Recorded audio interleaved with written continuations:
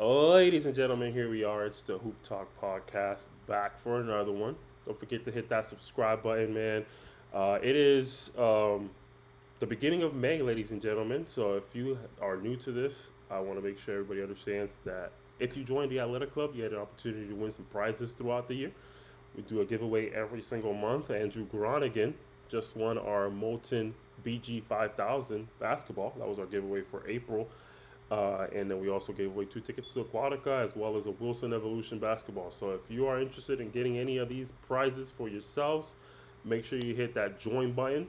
Pick one of the Atleta clubs to join, whichever is fine with us. Give us some love, show us some support. And if you joined for the first time on this episode while watching this episode, put a basketball emoji in the comment section. Let us know that you were here to support. But let's get on to it, ladies and gentlemen. We got a lot of basketball. For the first time, I feel like it's the first time. I could be wrong, but for the first time, we have 2 Lambs updates. Unfortunately for them, not very good updates. Didn't go very well for them this weekend. The Lambs played twice. Tyler, why don't you take it away? Tell the people what happened to the Lambs these last 2 days. They played back-to-back days, Friday and Saturday, against the Raleigh Thunder Firebirds. I apologize. The Raleigh Firebirds. I was double checking to see if they looked familiar with some players on there, but some newer names. But the Raleigh Firebirds wins both games. First game on Friday, 114 to 106, followed by a game on Saturday, which we'll talk about in a moment. Yeah, they're in what is that, North Carolina, right? I always get them confused. Which one? Raleigh, North Carolina, Yeah, right? They're in North Carolina, Rob is so from there. yeah, one of our friends is from there, correct? Didn't expect to see too many familiar names, but they have a Daquan Antoine. That's a fascinating choice for a first name, considering what his last name was going to be. But hey, Antoine, ladies and gentlemen, 27 points. He looks like a very good player there. He led the entire game in scoring. The second leading scorer as well came from the Firebirds and DJ Thomas. So it looks like the Lambs just were not able to put a defensive show on there. And Tayshawn Patterson from the Lambs was the next scorer. So overall, somebody had 21 rebounds. Keith Clampton, 13, 21, and 7. Golly. My God. I was going to talk about. Yeah, Keith be on them boards, man. Go ahead. Say what you got to say. Keith be on them boards, man. No, that's insane. 21 rebounds. We haven't seen anyone crack 15 yet, mind you, from the times that we watch. And consistently, Keith has been bringing down the boards for them. And mind you, like, he's playing with the 7-footer in Ronald Dolph. I don't know if Ronald was playing that game. No, it looks like he wasn't playing that game, but Keith cleaned up. But not only that, he also led the team in assists, which he's done pretty consistently, I would say. He's been up there, top 1, 2, maybe 3 guy in every game consistently. Keith is a great playmaker out of that, post-up hub. I forgot what they call that offense. Is it post-centric? Yeah, in 2K it is, if that's what you're referring to. What do they call in the NBA? There's a word for it, and I can't think of it. Inside out? It's not heliocentric. Heliocentric is primarily one person creating. I don't know what you're referring to. You don't know what I'm referring to? Where the offense is primarily set up by a big man in the post. I don't know what term you're referring to. That's what I mean. I don't know. I can't think of a term that goes with it. That's fair. All right, that's fair. Well, regardless, whatever that term is, and I'll look it up, that's Keith. That's the epitome of Keith's game. Defensive handoffs, cuts. Like, he is... I don't know. He's a great player. He left Tyler speechless. I'm fascinated by it. Yeah, bro. I'm not gonna lie. Like, when you guys, I saw with the OBL or the GM5, and people said that Keith was coming in, he was just more than what I expected. Yeah, same. More. Hey. A lot more. I tried to warn them. I'm blazing, bro. Tried to tell them. But yeah. Yeah, but he's warned me about a lot of players that never really worked out in that way. He has worked out in every way. That's not true. What player have I told you was really good that was not really good? I never said that they were bad. I'm saying Keith, like, the way that you describe Keith, he's better than the way you described him. Like, a lot better. That makes A sense. lot. Yeah, Keith is one hell of a player. I mean, we talked about him before in the podcast. You know, he's UCF's leading rebounder. You know what I mean? And that's what do you call it? A feat? Is that a word? Did I just make that up? A feat in of itself. Pretty sure that's a word. Um, It's got a so fetish. so I mean, yeah, we talked about Keith a lot, man. I mean, AJ though had a good game himself as well. So this game was definitely the closer out of the two losses that the Lambs went through. Only an 8 point deficit. The Firebirds taking that 114 to 106. Um, and I mean, not a lot really going on in most areas here. I think I'd say one of the things that the Lambs are going to have to work on for sure once they start facing those teams that have, I guess you could say, more talent on the roster, which I think is something that they're going to start encountering more frequently. I think the Lambs need to work on playmaking coming from other areas. Um, it's definitely good to have your center, be a good playmaker, but like I've never really seen a team where the center is like the only one capable of playmaking. You know what I mean? It kind of feels that way with the Lambs sometimes, and they have players that can play make, but it doesn't really seem like they get much playing time. It could be a size thing, but I don't see Romello Bates getting a lot of burn. Um, and he could really dish out those assists pretty frequently if they're moving the ball enough and if they're doing everything they're supposed to do offensively. Where Keith is getting all these assists, then I would imagine Melo would Yeah, match that pretty I do. easily. Yeah, I want to like. I mean, this is just me looking at it. In my way, I feel like in basketball, you're supposed to have different sets of players that you can trust to do different things. Like I feel like there's bigger lineups, right? Like the Warriors would have a bigger lineup with Andrew Bogut and Draymond, and they would be bigger. And then if they wanted to go smaller, they would push, Draymond to the center position. That's when they had KD and things like that. I feel like identity of teams should never just be like, oh, we're just a post team. I think sometimes you need to put AJ at that five and maybe another person at that four who's just as big as AJ and kind of just run. And you're right, Melo's not just more than just a passer. I think Melo is also a tempo guy. He can raise the tempo for teams. He can, if you're sluggish and slow, he can come in the game and pick up the pace. So I feel like in that regard, I feel like it should be a little bit switching up, especially if you're just like you guys are saying, if you're just going in the post, teams eventually will figure out how to kind of stop that. Yeah, a lot and of offense and to they're deal going with. against teams that don't necessarily have a lot of size. So them Yeah. primarily using their big men as consistent big men, never really going small. Like there's a speed aspect of that game, and keeping up with them, I think you see as well, because this game specifically, like it's kind of hard to win a game when the opposing team is shooting 48% from three, like on the perimeter, like that's almost half their shots. Yeah, that's what I was about to How do say. you really recover from that? A lot of offense to have to deal with there. So that was definitely tough. I think you said their other big wasn't there, so that probably could be a factor too. I think he's more of an athletic big man, more length to him too. That could have been of help there, but it was a lot of offense to deal with there, and I think the Lambs just weren't able to capitalize. But um, you would hope that you take the L to the chin and you learn from your mistakes. I'd argue they did not because the next game it got worse. It definitely did not look any better. Firebirds were able to take the second matchup in their back-to-back, 122 to 100. So unfortunately, the Lambs came on out of that little series 0-2. Offense looked even more crazy for the Firebirds. Julian Gamble this time, who I believe was not a name I mentioned earlier. Yeah, Julian Gamble, who had 19 the first game, decided to let the Lambs know that that's not the player he is. He came out here and averaged, not average, but scored 32. Only missed three Excuse me. shots. Bless you. 32 points, 16 rebounds, 3 assists. DJ Thomas, who was the leading scorer, if I'm not mistaken, or no, he wasn't. Daquan Antoine was, but DJ Thomas with 28.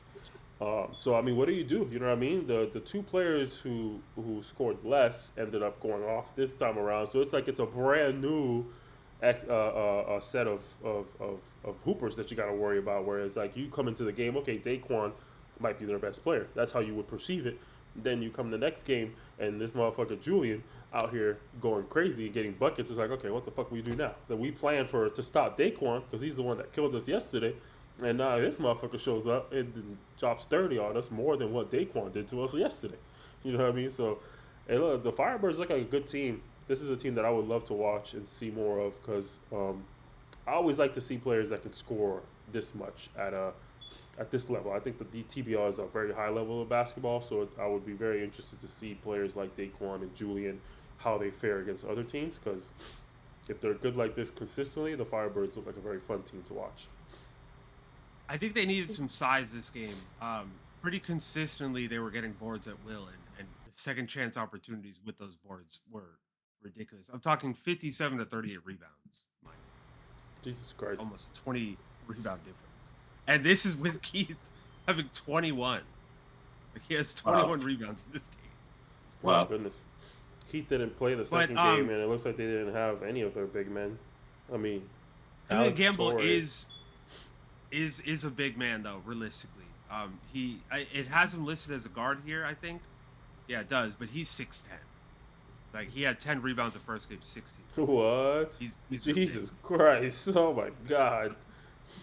Golly. So, yeah, it makes sense. He's an international guy, played overseas a little bit. Jesus Christ, 6'10" is crazy. He played for some leagues though. He's played in the Euro Cup, the Liga, like all. Wow. That's awesome. Recently. Yeah, that's awesome. What's his name? Julian Gamble. Yeah, not too good of an offensive performance there on the Lamb side of things. Though I mean, they didn't have anybody that could scratch 20. They did have 4 double-digit scores, but that is for comparison to the Firebird 6. So obviously, that was a hindrance there. Roberto Suarez had a good game, though. I think might be his highest scoring game from what I remember. Do you guys remember seeing anything higher than that? He had 17 points that game. I can't really do that on my phone, so I don't see it. Might have had 8.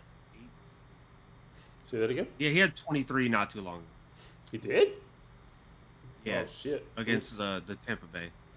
Oops. My bad.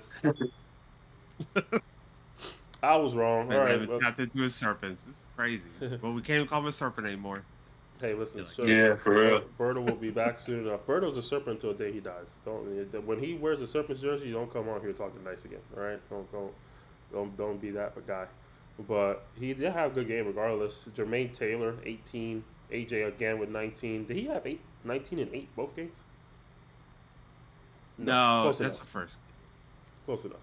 No, the second game he had 19 and 8. The first game he had 19 and 6. But close enough. AJ seems to be their consistent there. Definitely a player that I would love to see get some more touches there. Now, what I will say, though, for the sake of, being myself, I'd say I've been oddly disappointed by Jermaine Taylor. I would have expected a much better output from him on a consistent basis. Am I wrong for thinking that? I feel like, with his history in the basketball world, I feel like he probably could be doing more. I'd say. I don't know. I'm just looking for consistently more. He has spurts where he'll average, 16, help 19, 20, 23. But then he kind of comes back down to earth where we've seen a little bit more recently where he's around that 10 mark. His shot isn't falling as consistently. This game, much better than the last game, for example, that they played just on Friday. But I would agree. Just more consistency from him, I think, is what this team is looking for. Or I had it mixed up. Saturday. Yeah, Saturday. Yeah, they played Friday and Saturday. He had 13 on Friday, 18 on Saturday. But you talk about a guy who has NBA caliber experience. I feel like you should be able to do a little bit more in this league. That's just my opinion. But I mean, this league could just be that good. That is a factor. That's not to say all the talent in the world is in the NBA. So that's something to definitely take into consideration. There's people out here that can hoop for real. You know what I mean? Like, opportunities aren't just presented to everybody. That's really what it turns out to be. But that's pretty much it. Did you guys have anything to say about the Lambs at this point? Like really quick, what you had mentioned, Julian Gamble is like kind of the epitome of that. He's made a career for himself overseas internationally, and he's coming here 32-16, 5 steals, a block. Like Jesus that's Christ. Jesus Yeah. Christ. Keith 83% Clanton is shooting. Keith Clanton is another good example as well. You know what I mean? After having such a Look at stellar him. college career, you know, he had a great overseas career as well. He was a champion in Puerto Rico. You know what I Good mean? question. Was Keith ever in NBA talks? It was like after he graduated. Do you guys know? I wouldn't know. Showed up on a mock draft when I looked at him. Okay, just wondering. Like where Big dude. on that mock draft though. Yeah, he's a big Yeah. guy. He's 6'10", a good rebounder. I was surprised like no one grabbed him. Keith's like 6'8", 6'9". Oh, he's not really that 6'10" that they portray. They have him at 6'10" on the website. Uh, I've only 6'8". ever seen him listed at 6'9". I think he's 6'8". Oh, 6'8". I mean, still, he's a great rebounder. I mean, maybe it is a little smaller. 6'8's a little small for a Yeah, bigger he's a position. center. He would be a really small center in the NBA, Yeah, especially I thought he was 6'10". especially when he would have been drafted. If he made himself eligible for the draft, he would have been at a point in time where I think Shaq was still in the league. You know what I mean? So Yeah. that would have been rough. I think I could be wrong. I don't know. No, you might be right though. He's 6'8". I feel like Keith regardless. is on the older side, so I feel like it. But we just discussed, you know, before we got on the pod, Brittany Griner being on the older side, and it turns out she's not as old as I would have anticipated her to be. She is older though, obviously, but Like I said, 17 years, right, Nas? yeah, not more than 20 exactly. Moving on, though, we have the OBL. We should probably start discussing this stuff in order. I just realized we never do that. We always start with the Lambs, and the Lambs are usually the most recent thing that happens every single time. But the OBL, ladies and gentlemen, Monday and Tuesday of OBL action. Unfortunately, we missed the most exciting portion of the week because some tardiness. But we'll try to talk about that anyway. The We Crusaders. didn't miss it, Nas. Well, I didn't mean, miss it. the world missed it because Yeah. of players not showing up on time. God damn it. But Crusaders versus Reapers, or Crusaders beat Reapers. Phantom Force were able to beat the Chosen Ones. Tsunami, which is my first experience watching them, were able to beat the Martians. And the Renegades apparently were in a close one versus the Guardians, and they won that game by 2, 92-90, if I'm not mistaken. I was able to catch the end of that. But I left for that game. I did not stay for that one. And aside from that, are there any specific spotlights you guys want to give to the players, or any other games that happened that you guys remember? ISO John is just Yeah. the meanest player to watch. Like Which the team way was he that on again? he was on Crusaders. He was against Shadow Reapers. He was Yeah. the one who got down on his knees to take that shot. Oh yeah, yeah. Like multiple times. No, I know who he is. I forgot what team he was on. It was so that's so rude. Yeah. Twice. It's so He rude did to it the twice. point where the refs called the game with 8 minutes to go at that point. Yeah. Like that's Yeah. how bad they were beating them. Yeah, I've never seen them close a game out that early, but we could talk about ISO, but 33, your boy, what's his Vega. name? I'll say it again. Vega? I call him Bang, because bro was hitting his shots and he was talking shit. And, a couple words came out of his mouth that he shouldn't be saying. But, we're going to work on it. We're working on it. But regardless, I love players like him. I love players who have the hype. T-Time's the same kind of guy. Just very, gets you involved to the game. Those kind of, mascot type players are fun. ISO John is another guy who's kind of like that. They were beating the brakes out those guys, but at the same time, it was enjoyable. It was it was enjoyable basketball. It was fun. It was a lot of good passes by ISO John. 100% great passes, and Vega was just dominating. I think he had 33. He had to at least 30. He was dominating. He's only had one bad night that we watched him. The one night after I said that he was looking good, we watched him, and that's kind of his worst night. But outside of this, I would not doubt that he's averaging 30. I genuinely would not. Wait, No, he scored 30 that game. He scored 30 that Vega, game. no, that's 30. not the first time he scored 30 though. That's true. The third or the fourth. Vega True. number 33. Oh, Yeah. on the Crusaders. I Also, wouldn't I doubt it. mean, yeah, yeah. Nas, should we talk about the game that we weren't privileged to record? Well, I Well, mean, we let's talk haven't about even Phantom Force first. right. I was gonna say we Okay. haven't even talked about anybody else yet. Golly. My bad, my Um, bad, my bad. My bad. Phantom Force versus Chosen Ones. I'm gonna be transparent as I can get. That was an old-fashioned Ethan ass whooping. looked amazing, and I don't know his actual name, but Bullet number 0, my other short king, Ethan and Bullet. Little 2-man game from people under 6 foot that made you feel like they were over 6 foot. That's all I could tell you because they were Yeah. getting to the rim. They were doing everything at will against Ethan had a Phantom great Force, who game. are pretty big. yeah, they played phenomenal basketball, man. They did everything in their power to make sure their team did not lose by more than 30. So they definitely did a great job out there, for sure. Everybody else. Yeah, but it was a beating though. It was definitely a beating. The man formerly known as Josh Beneker, aka Josh Barenbaum. Am I saying that right? He was having his way in the post. It was. I remember there was one point where I think Pink said "let loose" or something of that nature.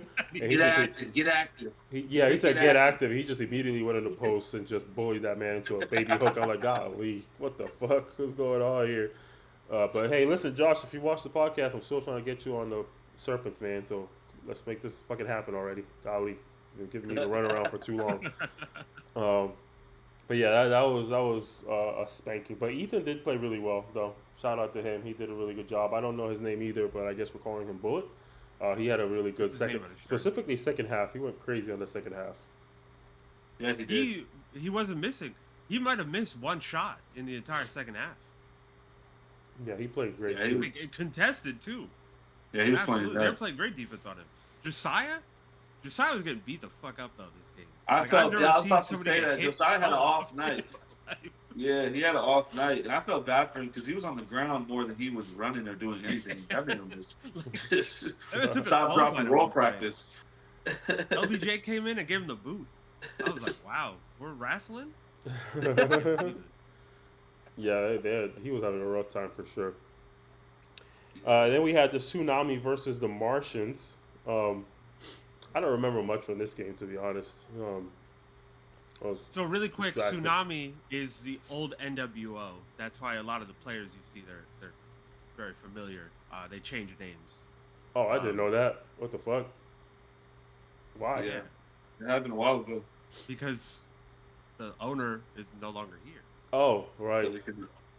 Right. I didn't put that together at all. I thought he came back after the drama. No, he came back in the building. Oh. He didn't come back. Oh. Golly. What the hell? It's a crazy world we live in, man. Like it's not that serious, bro. Like what the fuck is going on? Man. It's not that serious. Listen, I'm here for the drama.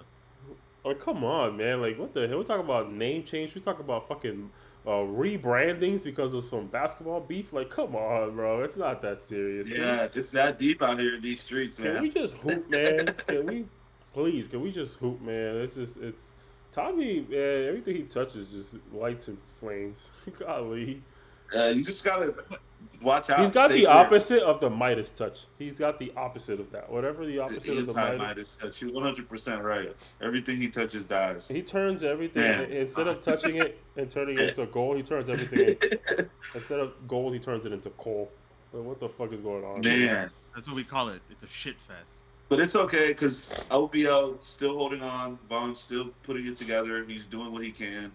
He's still showing face, bro. He's still here for the players, and that's what all that matters. That he didn't let the show stop. He didn't take one thing that happened to the league and make it about, oh, we got to quit or we got to end the season. Like, he persevered and showed good faith as an owner, and he's trying to get better and he's trying to do better, and he's gonna keep doing that. And he showed us that. And Vaughn's very active in this league, and he's there and he's trying 100%. It's a good league for sure. Not only that, I'm pretty sure, maybe I'm misremembering. Let me double check. I'm pretty sure Tsunami also won this game. They came back and won it. Yeah, they did. Behind Brian, and we never got to find out his name because he didn't have a jersey. But he was a new entry. Yeah, they did win that game by like 2, I believe, if I'm not mistaken. Yeah. Okay. Okay. So I do remember. Yeah, I have it on here. Yeah, I said Tsunami beat the Martians. And then the last game, the game I missed, was Renegades versus Guardians, but it looked like that went to overtime. What happened there? Was that game exhilarating? There was a lot of points scored. Tell you that much. Um, that was the game that Pluto was talking. Pluto, you muted. Pluto was talking a lot of shit. Him and Zay that whole game. Can't Edwards. Yeah, they Zay. Can't They called Edwards. Elijah Kent Edwards at one Because he point. kind of does kind of have the same movement patterns. So I found out that's one of his players. But yeah, same takes the same types of shot. Looks like I, literally I Zay can't agree hit to it on that. the spot. It's like an evil doppelganger, bro. I can't An agree evil to that. doppelganger. I can't agree to Nah, that. you should have saw it, bro. I'm telling you. I've seen the Elijah moment, play for years. There's never been a point in my life where I nah, thought to myself he looked like nah. Ant Edwards out there. Like movement Nah. patterns? Like what movement patterns? If he had the Shout same out movement Elijah, bro. patterns as Shout out He's Elijah. just Anthony saying, Edwards, look, he's literally just saying he looks like him and he wears Adidas. That's all it's come from. Yeah, I'm telling you right now. yeah, there's no movement patterns that are similar at all. Because he would be a phenomenal player if that was the case. If he could mimic the movements of an Anthony Edwards. You got it. You got it. So I ain't letting that shit slide. You gonna catch me slipping. But so that game was not exciting. I mean, it looked like it close. It's a I thought it was makeshift pretty game. exciting. I enjoyed it. The Renegades, we had never seen them play before. And one of their players ended up leaving early, and he actually looked really nice. Their big man, he left early to go to his job. So it was 5 players on the Renegades, and then the Elite Guardians didn't even have everybody. They didn't have enough. They had to borrow Elijah, and they had to borrow somebody else from the Martians to play this game. So realistically, even Vaughn was saying it himself, this should have been a forfeit. Like this game should have never actually went through. Oh, he didn't say that when the chosen ones needed players though. Okay, what a coincidence. Okay, Vaughn. All right, I see what we're Chosen ones have won doing. a game this season. I see They what we're won a doing, single Vaughn. I game. get it. No, I get it. I understand. I get it, bro. Let's prosper. Everybody prospers here. I get it, bro. So, shout out to Vaughn, man. Shout out to you.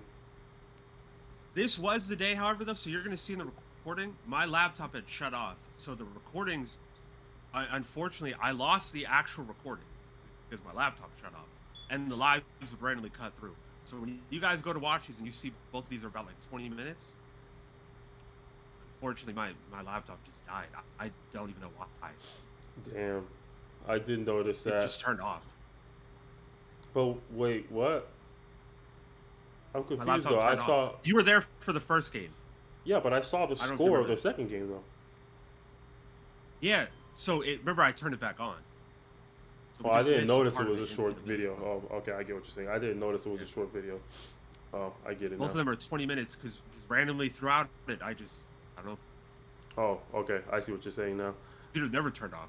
Oh, so I guess we'll never know if it was an exciting game. I apologize, ladies and gentlemen. You know, we're still working on our equipment, but we'll get there at some point. With your support, we can get there faster. So make sure you join the Atleta Club for a chance to win some free prizes throughout the year. Listen, that was my best segue or shameless plug of all time right there. I'm clipping that up.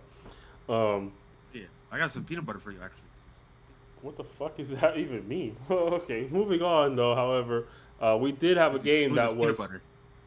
We did have a game that we were unable to record, but we definitely were able to watch, or at least me and Pluto stuck around to watch it. The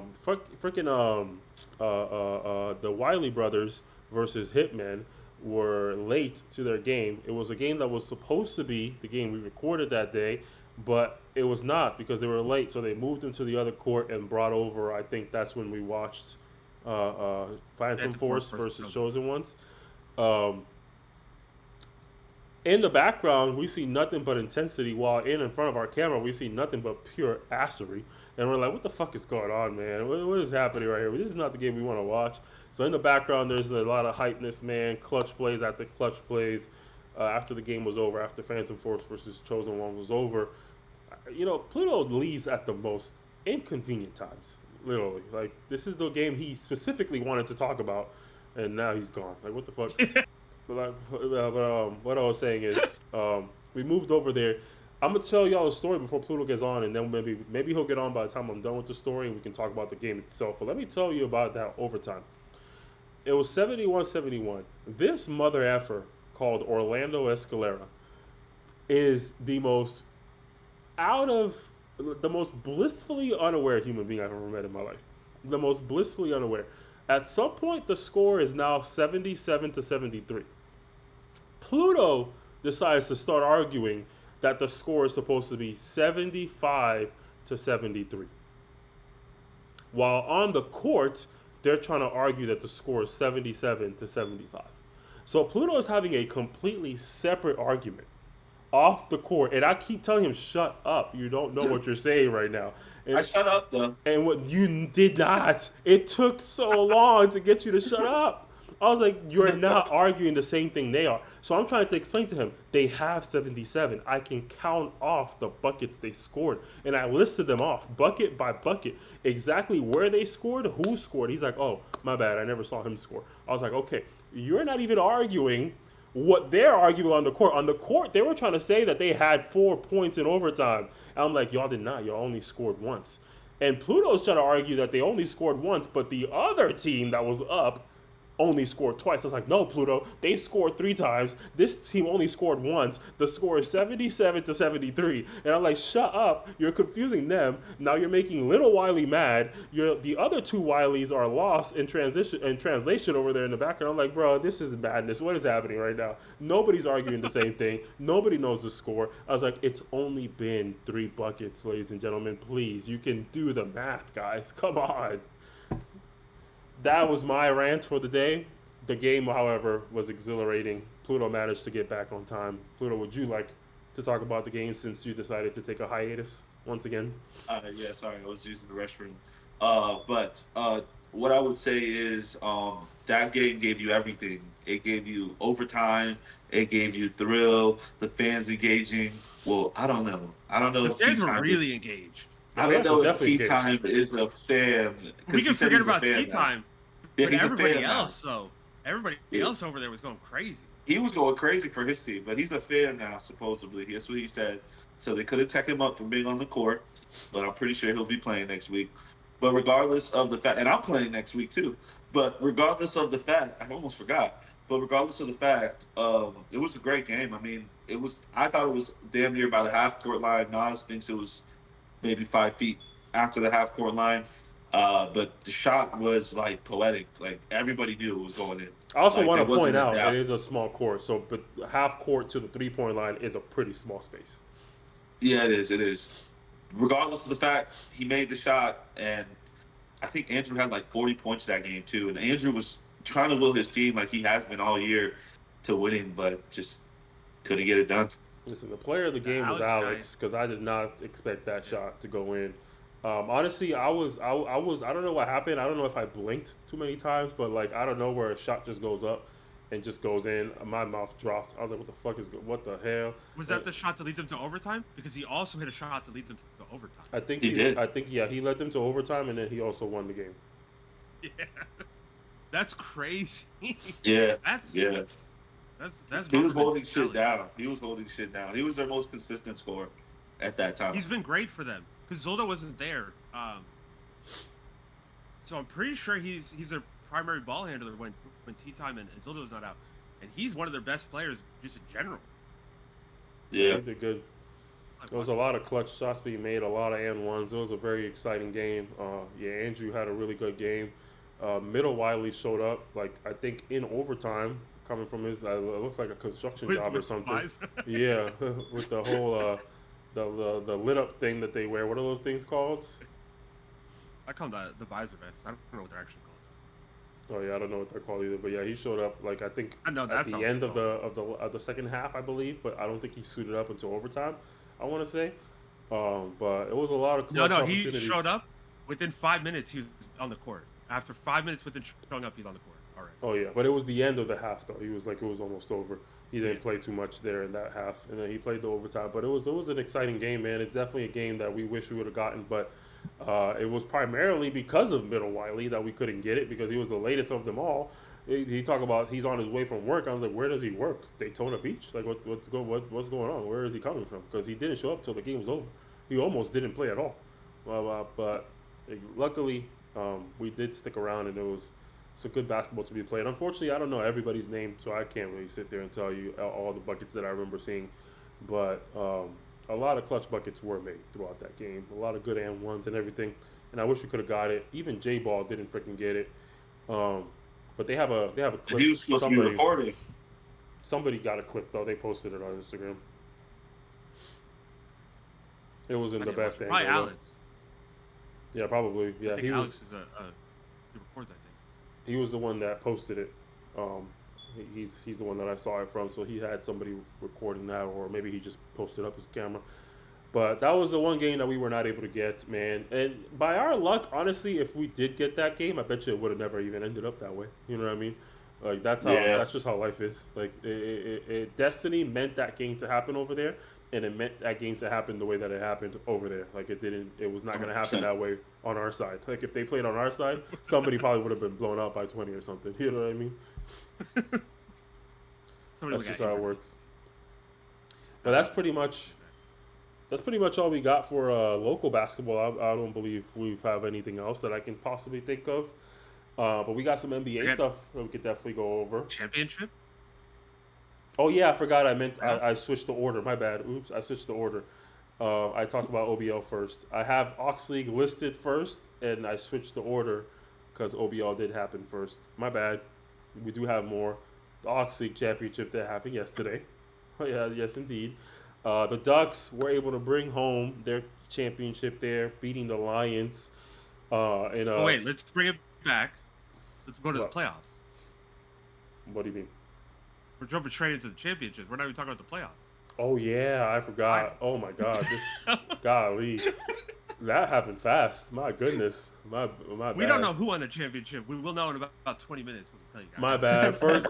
First round of the playoffs was the Stampede versus the Ducks, if I'm not mistaken, and the Lions versus the Warriors. My bad. I think the first game we did was the Stampede, if I'm not mistaken. That game, didn't finish quite to anybody's liking, unfortunately. But the Ducks were able to get that. Obviously, that gave a spoiler alert already on that. But the Ducks were able to take that. I think the Stampede had the ability to win that game. I think they just mentally broke down. I think they just did not play as a team. And that just led to their demise, in my opinion. What did you guys see?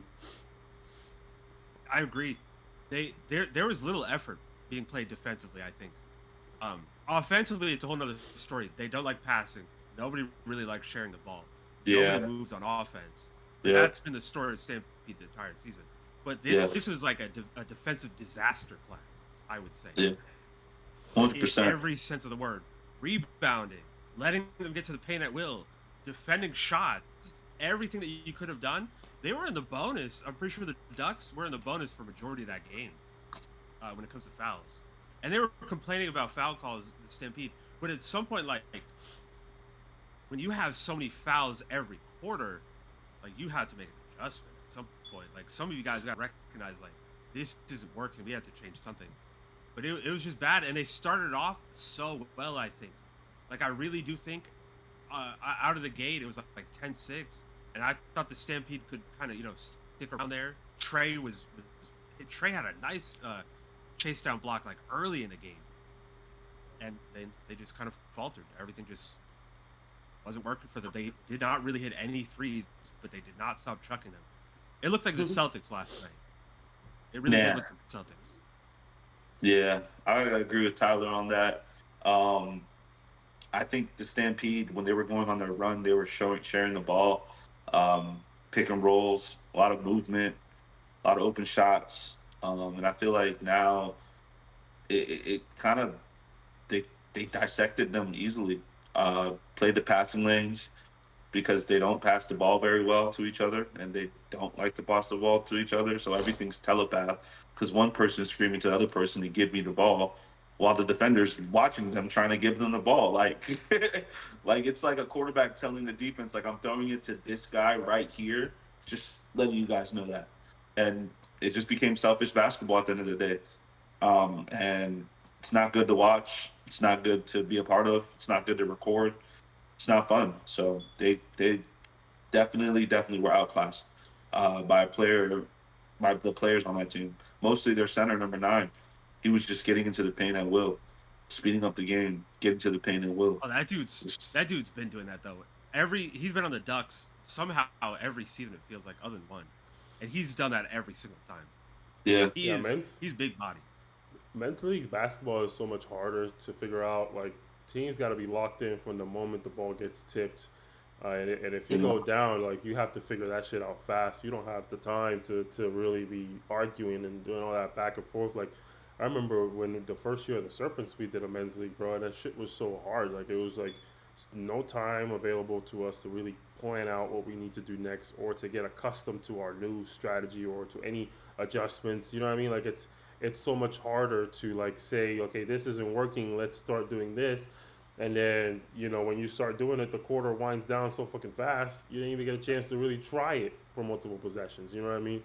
It's so much like, it's so different than we go to the FBA. We have so much time on our hands. We have 2 hours of fucking basketball to be played, and there's so much more room to adjust. It's like the Stampede. They weren't locked in, and then they just let that frustrate them and let that turn them against each other. And the next thing you know, every player is on the Stampede is basically playing 1 against 9, because he now feels like he has 4 teammates trying to piss him off and stop him from being great.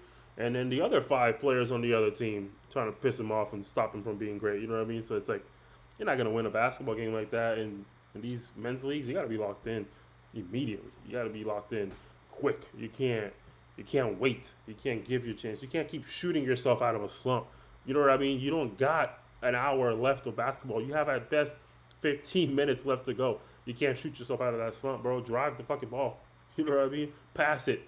The pump fake or something. Stop. You're not going to make it. You didn't make the last 5. You're not going to make the next 5. Jeez. That's my thought process, though. It's the Ducks were locked in. You know what I mean? They don't like passing. They don't. The Stampede They don't all like season each long. other. Let's just They say what don't. it is. They They The don't. dude on the They did not like Crusaders each other. called one of his teammates a goofy at one point. I gotta He's figure out like- his name so I can see. He goes- Son of a goofy. He goes, "Why are you coming out the game?" I said, 5 fouls. By these That's teams, why Pay I'm coming out the attention. game. But wait, another thing though, I think a really big issue that they had is, like, Trey was getting doubled consistently as soon as he crossed half court. Why do you still keep having him be the one to bring the ball up? Like, that they're consistently looking to double him. Why do you keep putting him in those situations? Trey couldn't get into Why don't his you have game somebody at all. else bring the ball up? Yeah. They have a ton of ball handlers. Like, have somebody kind of set a screen for him, have him get open, pass the ball to him, and let him create from there. Because we know that he's going to be the primary creator. He's been all season. We know it's going to happen, but he didn't have to start the ball off immediately. I think that's another big issue that they had. terrible basketball. The Orlando Stampede are the equivalent of the Houston Rockets. That's how I view them. They were just playing bad basketball. They could not adjust. They could not figure out what's the best way to win the game. And they played a lot of isolation basketball. They tried to rely on that as much as they could, and it just did not work out. So the Ducks were able to advance. Palo. Yeah, the Ducks were able to advance to the finals, as I've already spoiled. But then we had the Lions versus the Warriors, which for some reason I don't remember this game. Well, what happened? Was this game good? I can't really think of moments of this game for some reason. It was a This good game was game. extremely close. Yeah, we weren't really locked in like we should have hit during the game. But it was a really close game. DJ wasn't there. So that's Oh, what made this. I remember now. Yeah. You are not wrong this time. I'm not gonna lie. Yeah, I remember now. We did have a lot of discussions about non-Oxleague related stuff. Yes, that is correct. I remember now. / Oxleague related stuff though, because we were talking about. Barely. You No, know, we what don't we have to wanna do. listen. I'm a guy of accountability. Oxleague. I was talking about the Orlando Magic game most of the goddamn day. I'm a guy So about. were the refs. I believe in accountability. It makes me a better person. I was very distracted. Pluto's gonna make excuses. Let him. Whatever. Me though, I was not paying attention. I'm not gonna lie. But I locked in at the end. I definitely knew I was wrong, and I needed to focus in on the job that I was hired to do. So I want to apologize because it was not right to not give you guys my focus. Continue. There was 2 instances though where I was paying attention, but I just could not stop the shot clock in time. Like there was 1 second left, and I have to find on the phone where the button is, and it's towards the end of the game. I can't just find that. It's hard for me to watch what's happening and stop the time at the same time. I'm gonna let you know it's very hard to do that on a phone. Like I was watching, but I just couldn't, and I kind of fucked it up at the end because of that. I was able to go back and fix it, but I can understand why that's annoying. Give me some grace. Shit is not easy. I'm right now. No, it was a good game. I remember that. I don't know why my brain can't fathom any moments of that game. I can't think of any. So like you guys are gonna have to carry this segment. There was a point where James you even made a joke about it when we saw him at the next game. Number 0 on the Lions, diving for a loose ball to save it, accidentally tackles James, for example. Oh yeah, James was having it. James wasn't having it. It was an accident. Like it was purely an accident. It was. He's talking about it's never that serious. Yes, it is. What the fuck you mean? We're in the playoffs. Yes, the fuck it is that serious. It's always that serious. I'm trying to fucking win. Get the fuck out of here. That's why you're not going to the finals, motherfucker. That's how I would say it. I understand James being upset because if you were in that situation, you would also be upset. But if you were number 0, you would also do what he did. Exactly. Both things exactly. Yeah, you're right. You're 100% right. But I'm putting myself in number 0's shoes now because he's my preferred version of this story, and I think he did exactly. He did exactly what he was supposed to do. He dove for a loose ball. That's what keeps you in the fucking game. That's how freaking Marcus Smart makes a living in the NBA by putting his body on the line, sacrificing himself every night, goddamn near-death experiences every single day on the court. You know what I mean? And that's what keeps him on the court. And he took a charge the other day, and I thought he was dead. Like the impact, it looked like his body was an explosion. Yeah, the one they asked to review. Was it Game 6? Like, why are you reviewing this? Do you want to see the pain he's in? Yeah. It was a very clear charge, too. I was like, why are you reviewing this? But we'll talk about that. That's one of the topics for the day. Yeah, he got there so early. I'm like, yeah, he was there. I don't know why the other guy never moved out the way. Like, he was there the whole time. 3 business days earlier. He gets there quicker than Amazon delivers me stuff. It was crazy. I'm sorry. All right, back to the Oxleague, though. Go ahead, Pluto. I feel like you said you were going to say something about the game. No, I was not. I'm on the same page as you, Nas. I can't give a highlighted moment. Renee had 2 very good games. We'll talk about the championship game in a moment, but he was also a very big catalyst. I would say primarily this was him and 0 going off in this game. Keaton had a good game. I remember. No. Who? Keaton. I feel like Keaton had a good game, but I would say his championship game is where I really want to talk about Keaton. True. Yeah. They were not doing nothing to Keaton in the championship game. Here, I mean, there's really nobody with size on the Warriors that can kind of stop Keaton from bringing that. Match up with Keaton, yeah. Yeah, like that was primarily what we're seeing with Keaton. He had like 2 or 3 blocks that I save as replays that I'll probably end up posting soon. Renee's the one that was knocking them bitches down, right? Both games. Yeah. Both games. Yeah, he was turned the fuck up. That was crazy. He wasn't doing nothing. He came out immediately when they played the Warriors. Immediately, first 2 possessions down, 5 points in total, followed up by a Josiah's 3, like immediately. And then they did the same thing versus the Ducks. Now I think about it too. Yeah, Josiah hit a 3 and he hit the first, and he hit 5 points too. Yeah, he did. Wow, that's funny. Did the same thing. But yeah, I don't know. I really do think that the Lions were in control of that game for most of it, right from the opening tip, honestly. Yeah, I think the Warriors put up a good fight though. It was an overall close game, but they just couldn't figure it out there towards the end. And that did send the Lions to the finals as well. So it was Lions versus Ducks, the typical number 1 seed versus number 2 seed. So if you were a betting man, you probably made some money that night. And the Ducks versus the Lions was a pretty good game as well. The Lions had pretty decent control all the way up till the end of the second quarter, so the end of the first half. Literally about 2.5 minutes left. The Ducks turned on the Jets, and they took that momentum into the second half. But you mentioned Renee. He made it very clear. He went out there to ball out because he wanted us to talk about him. So we're gonna do that because he had a great game. Tyler had just finished saying how they're going to struggle shooting because of the distance of the 3 point line. And they said, bet. Let's see about that, buddy. And they hit, I think, three threes, and their first 4 shots made were threes. I'm like, what the heck is going on? The first 3 shots made in the whole game were 3 pointers because the Lions hit 2, then the Ducks hit 1 as well. So the first 3 shots made, and probably the first 3 shots attempted, were all 3 shot for 3 pointers. And they proved wrong because they were knocking shots down that game for sure on both sides for the most part. But Rene was definitely the catalyst in that. He probably had 20 something points. Unfortunately, just wasn't enough to come out with the win. But Rene had a phenomenal game from 3. He drove the ball very well. Defensively, he played well. He was on the passing lanes. Just overall, he was doing everything he possibly could to win that game. That's for sure. Shout out to Rene. Josias also looked great as well. Josias was one of the people that we talked about at the beginning that was hitting threes, but he was doing that for most of the night off the dribble. Like that was an offensive masterclass by Josias. I think He actually had a good playoff game. Now that I think about it, before the championship, he did have a decent playoff game. But yeah, Josias was kind of. I gotta give him props. He was holding it down while DJ was sick. Like he really was their point guard / facilitator, and he had 2 great passes. Actually, he had 2 great passes in the playoff game that his counterparts weren't able to finish, but they were great passes that he he gave. So yeah, Josias was wait. At one point, he passed it and he drops it, and I've never seen Josias jump so high in the air. Yeah. Very memeable, very memeable. But yeah, Josias, I gotta give him credit. I saw a different side to his game. I didn't think he was able to run the guard like that. He held it down, especially with a team like the Ducks. Best role player in the Oxleague.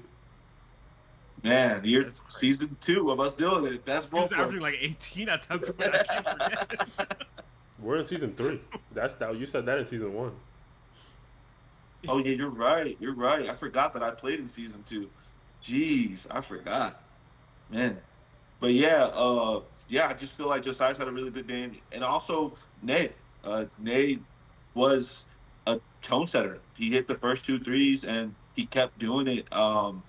I think number 9 on the Ducks team, I give him a hard time one game because he was missing layups, but I think he's their like engine. He's their guy that give him the hype and keep him going. He's a big man who grabs the board and he'll go coast to coast and make a layup when they're already on a break. He's kind of like the fire starter for them. He fans the fire, and everybody comes alive after that. So I just want to give him credit for that. And Jalen, I mean, just a superstar, bro. He showed his poise all year. All year was poised. So I just want to give him credit for that as well. Jalen on the Ducks? Yeah. Oh, I don't know if I'd say all year, but I feel you. The Ducks were playing some very selfish basketball, though, at the beginning of that. They were. Until the third quarter, I would say, like the end of the third quarter. And I think that's why they were down. That was some of the most selfish basketball I think I've ever seen. I'm talking like one pass inbound. Shot.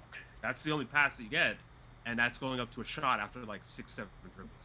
It's so strange how this segment has gone because we said a lot of positives about the team that lost, and for the most part, we're now saying negatives about the team that won.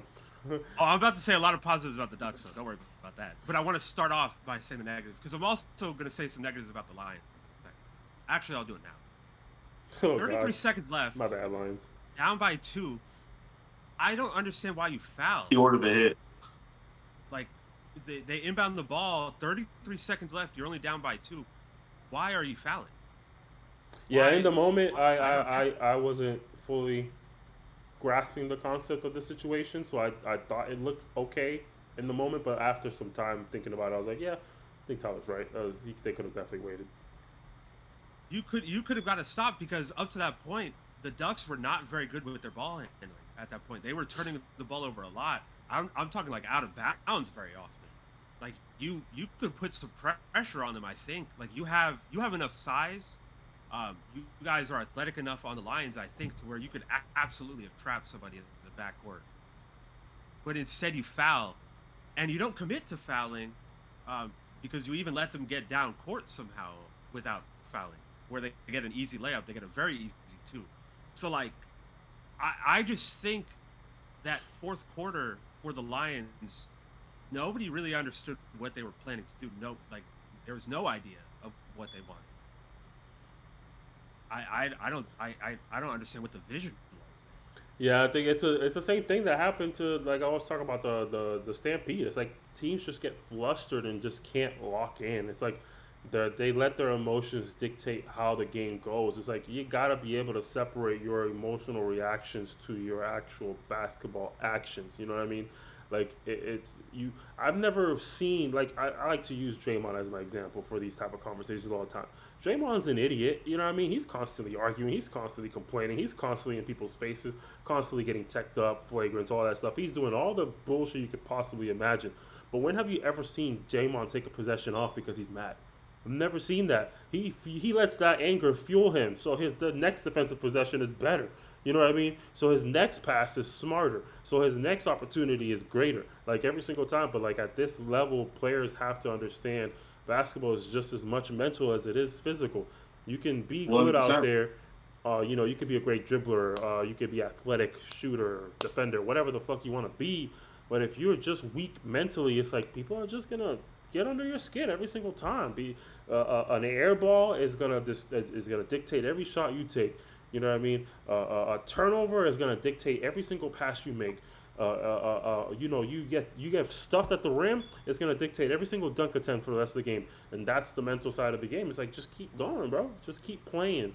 Next play mentality is what wins, and I think that's what happened to Alliance. Similar to how I discussed what happens to other teams. It's like once things start going bad, it's like they couldn't figure out a way to get themselves mentally prepared for overcoming that hurdle, that obstacle. You know what I mean?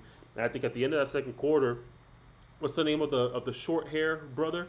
I always forget the brothers. I know Lamar. Jalen and huh Lamar. Lamar. Lamar. Lamar, yeah, Lamar. At the end of that second quarter, Lamar just turned on the Jets defensively, got like three turnovers or three steals back to back to back, and Hit a then couple boom, threes. the Lions just start getting fucked up in the head. I was like, what the hell, Yeah. man? It's like just you were up. You know what I mean? Like they just got the lead. They just now felt what it was like to be winning. You should be Yeah. able to understand what it's like to win because you've been winning so far. So just it's Yep. okay. You got yourself in a bad situation. You turned the ball over multiple times. It's okay. Relax. Just play the next possession. Be smarter. Secure the ball better. Pass out of the pressure. Just be smarter. But like the Lions to me is they felt pressure and they buckled. That's what it looked like to me. Like after that, it's like the Ducks. They for the most part got the upper hand, and then once the Lions finally woke up and they started playing a little better, I think it kind of switched a little bit. Then the Ducks started making stupid decisions. Now it starts getting into a close game again. Now it's like who's gonna win? We don't know. You know what I mean? It's like neither team was able to lock in, and it really became a battle of the first team to lock in is the team that's gonna win, and that was the Ducks. Yeah, Great. like to give you an idea, when he's getting those steals, that's the fourth quarter. There's about 7 minutes left in the fourth quarter. The Yep. Lions are 45-44. But like the only way that I could describe the defense that was being played in those passing lanes, the Ducks were hoeing them. That's the only thing I could say. They were hoeing them. They were in the passing lanes stealing everything. But they've been doing And that like all year. Their identity has what they been. did to the Lions specifically, they shrunk in that moment. They took a shrinking spray and they used it on them. Man, That's what it felt like. honey, I shrunk the Lions. But That's what it felt like. yeah, I mean that was their identity: offensive rebounds and turnovers. They that was their philosophy: second chances. And I feel like in leagues like this, that's what sometimes it's not how well you shoot the ball; it's how many times you shoot the ball in leagues like this. Because usually, when you're able to get 20 to 10 more shots than another team, usually that team's winning. It's very in any level, right? In any level, I saw a but they stat definitely. once to tag on to what you just said. I'm sorry. I saw a stat once that said I forget the exact number, but it was over 80% of the teams who have won a basketball game in the last 10 years also had more possessions than the other team. And that to me that's what they say the game of basketball is a game of possessions. How many possessions can 100%. you have? If you get more opportunities to put the ball in the hoop than they do, you are more likely to win. And if you look at it, Yeah. teams that win always have more possessions than the other team. Like and obviously that does statistically make sense, obviously, because if you score more points, technically Of course. you would Yeah. have more Yeah. Yeah. possessions, right? But that's the name of the game. Get the ball more often than they do. That's literally the name of the game, and that's where defense comes Yeah. into play. That's why defense wins championships, right? That's what we say. Because what does defense do? It gets you extra possessions. It forces turnovers. Exactly. It forces bad shots. It gets you more opportunities to do what they could not do the last possession, and that's what the game of basketball is. So like they just had to lock in. But I'm sorry. Go ahead. Finish what you were saying. Now, my final thing, I think I've only seen basketball perfected 2 times when it comes to possessions. It's the Spurs and the Warriors. Um, that was, I think, the closest thing I've seen to perfect possession basketball, and being able to kind of force their hand. Spurs were very good at ending possessions, very good at scoring when they did get the ball when they needed to. The Warriors damn near felt like it was raining hail every time you played them, but it brought to you by Steph Curry. So that's the anomalies I bring, the ways I try to correlate what I'm talking about. Is just it's possession basketball. At the end of the day, it's not even bigger than that. It's not that hard. Who's going to take more shots and who has the last shot? That will determine a lot. Determine your fate. That's another big issue with the Ducks at the beginning. They weren't fighting for those boards. They were playing pretty lazy defense, and I think it's because it was a bigger court, and they weren't. They had to get adjusted to because running. it was a much bigger court. Yeah. But around halftime, they started putting a lot more effort, and things absolutely changed. Yep, 100%. Number seven is the epitome of following up your shot. I wish I knew his name, but that dude, every single time he shoots, whether it goes in, whether he's confident, whatever, he's at the rim, just in case. That dude is always at the rim. He doesn't anticipate. He's really athletic too, man. That number 7 guy was sneaky athletic, bro. Yeah, but listen, he may not believe it's going in, but I bet you his shooting percentage is pretty high this season. I would bet. 100%. Look it up. Yeah, that was a good game for sure. Shout out to the Ducks for taking home the season 3 Oxleague championship. Hopefully we see them next season. The Hooptalk podcast is interested in putting in a team. We're going to discuss those parameters. Oh, God, that caught me by surprise. Hopefully we're going to discuss those parameters at some point, man, but we've decided to each of us pick 3 players to make a 9-player roster for the Oxleague next season, and hopefully that works out for us. You know, we got to make sure we get that done as early as possible to give all the players the opportunity to pay whatever fees the Oxleague charges or whatever the case is. But we hope to see the season 4 and be back there behind the camera doing the same thing we have been doing. Shout out to the Ducks again for winning the Oxleague season 3 championship. And I really do cross my fingers that they're back with a similar roster, because a lot of these teams come back and it's never the same players. So I'm hoping teams actually return. I feel like the Lions have been the only team to like somewhat come back with similar players, but even then they don't always keep the same guys. Actually, never mind. Nope. Yeah, I was about to say that. I just never the same team. Yeah, I just forgot season 2 Lions. It's always John. Besides one season, John, Keaton. Season 1 and season 3 were similar. Season 1 and season 3 were similar. At least Keaton was there. I'm pretty sure Renee was there both seasons. I feel like he was, or was he there season 2? He was. He's been there all 3 seasons. Huh? Yeah, he was there all 3 seasons. Yeah, so they have similarity. That's pretty much it, though. I don't think any other on team. A different team. Yeah, Josiah was on the Grizzlies. That stacked team. Yeah. Did they win? So never mind. Maybe it wasn't. No, they lost all their players and lost in the playoffs. The Ducks won the first season, right? Yeah. Oh yeah. So that's they lost Ryan Clark. But this is a different version of the Ducks though, but the same franchise, I guess. Well, that's cool. But number 9. Oh wait, no, he's on the Warriors. Never mind. Come on. Yeah, there's no players. Yeah. There's no players on the Ducks that were there season 1. Shout out to the Ducks though. Come on.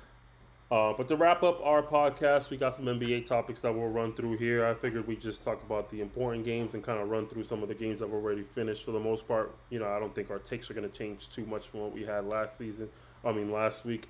But new award has been announced since our last podcast, which is the Rookie of the Year, with Cooper Flagg taking that close race. with his teammate. Only the first time in, I think they said 21 years, two teammates in college competed for the Rookie of the Year, first and second place votes. Um, and that was Ben Gordon and Emeka Okafor, who both went to UConn and were Fire. first and second place in rookie voting. Emeka Okafor taking that home. And then we got this time around Cooper Flag and Con Knipple, who both went to Duke, teammates, roommates at Duke, competing first and second place for Rookie of the Year.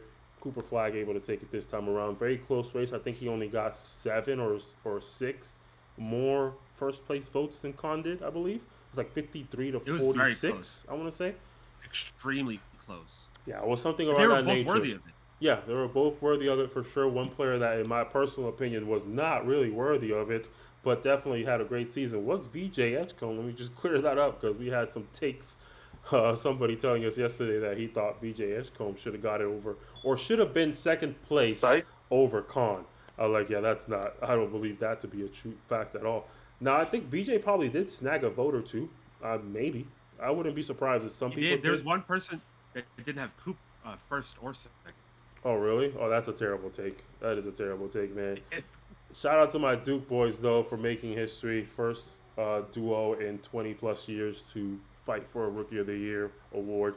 I wonder if Emeka Okafor and Ben Gordon were the first, or if there's been others. I'll look that up. But shout out to I them, bet though. you early in like the 60s and 70s was probably a lot more common. Yeah, probably. That is possible for sure. I'm gonna look it up. I'm interested. But then we got some NBA playoff action as well. Talk about some of the teams that advanced pretty easily. The OKC Thunder and the San Antonio Spurs both had a pretty easy run in the first round. The Spurs lost one game, little gentleman's sweep there against the Blazers, and the Thunder swept their first round matchup for the third year in a row. They've been undefeated in the first round in this phase of their build. Not much to say there, but we have the Knicks destroying the Hawks. Me and Tyler, I don't know where we were, but we were in the same place. I think We're playing rivals. We were playing rivals. That's You were what it like- was. Or You were virtually. like, oh my God, 60-19. Yeah. I'm like, what are you talking about? We were virtually in the Hawks. same place. 60-19 is outrageous, man. That is a Really quick. 41-point deficit in the first quarter, I think it Yeah. was. Oh my god, second quarter. It maybe. got worse. The game ended worse than that. Yeah, they lost by But what if 50, I I told think. you that wasn't the most embarrassing game? Why? What was the most of the embarrassing three-day game? period. The next game. The game that happened the day right after. I'm tripping. What are you talking about? 21 straight missed field goals. By who? I'm so confused. The Magic. Oh, Magic. I didn't know that. I didn't know that stat. My bad. Oh yeah. That was crazy. That was crazy. The Magic put together a shit fest, man. I think Masterclass. Orlando Tragic. I forget how much time there was left, but there was a point in the game. I think there may have been 8 minutes left in the fourth quarter, and they had said that the Magic had yet to make a single field goal, and I don't know how much longer that lasted after that. I know. It was from 4 minutes and 46 seconds around there in the third quarter to 2 minutes and 44 seconds in the fourth quarter. They didn't hit a single, and it was one layup that they hit eventually. Yeah, that's another disaster that happened that week. The Knicks completely murdered all those Atlanteans in Georgia, and then the Magic just disappointed Orlando as a whole. Orlando heading to Game 7 though versus Detroit. What's our predictions? No takebacks. I got the Pistons. Because listen, I don't hate Orlando as much as it may seem. I want better for Orlando, and I don't think that's Jamal Mosley. But you can't justify firing him or getting rid of him if they beat the Pistons. Like you can't. And if the Raptors can justify firing a head coach of the year 2 times within the same 5-year span, maybe 6 year, I think we can. The Magic can justify anything. You know what the difference between the Raptors and the Magic is? The Raptors have won a championship. Doesn't that make it worse? No, but that shows that they're a good organization that is willing to make moves to progress their championship. They got the Devos over here in Orlando They got the Devos family. They are terrorists. They only care about being adjacent to Disneyland or Disney World. Sorry, that's all they care about. Man, They need to be able to make a good decision. I'm telling you, they will not if they win. Jamal Mosley will be the coach next year. See the same issues with Paolo. Doesn't Disney And World think have a Paolo, huge I think basketball Paolo gym? and Mosley need to go. I think Yeah. that's what's going to happen. They It's do, going to be right? They do. They have a ton of things. They have a whole setting right now for it though. Because Well, there's AAU tournaments over there that are really big in the they have the tournament world. ESPN Worldwide of Sports too. Yeah, I wonder. I said that because you mentioned how they only care about being adjacent to Disney. I wonder if they would ever get even closer to Disney and take themselves over there and build a whole court. That would be crazy. Orlando the Magic. Walt Disney Magic. That would Orlando. be crazy. Orlando Magic tickets would skyrocket if they could do that. That's an investment they should consider. It's just I'll never be able to watch having another people team go play. there. Yeah, No, but like facts. having people go to the game would be crazy though. Like a lot of people don't live in that because Disney's in Orlando, but it's really like on a separate end of Orlando. Isn't I Disney think more like downtown. in Kissimmee? Yeah, so Yeah. Orlando is like the heart of downtown, like that downtown Orlando. I think it would The whole take away from, metropolitan area. yeah, they would take away from what they have going on. But the idea of it would sound dope, especially if they had like Walt Disney nights and stuff like that, where you get like a bobblehead Disney version of your favorite player. Like I can already think of like the strategizing and marketing they can do behind stuff like that. Listen, I'm gonna pitch the idea. I'm gonna write a strongly worded letter, and I'm gonna pitch the idea. See if they give me some sort of what is that called? Incentive. What's the word when you get passive income for something?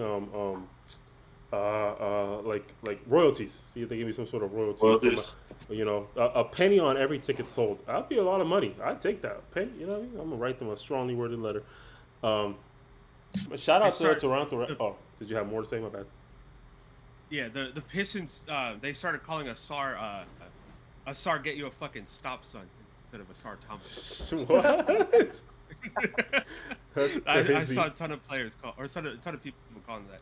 But the issue with the Magic is like I don't know, the Magic are in a really unfortunate position because your best player is Franz Wagner. Like it is very obvious that Paolo has not lived up to the expectations expected up to. But Franz is injured all the time. Franz is I don't injured right think- now. He's actually not going to Game 7. I don't think they have the player to move on with. I personally don't believe that. I think Paolo did not live up to the expectations.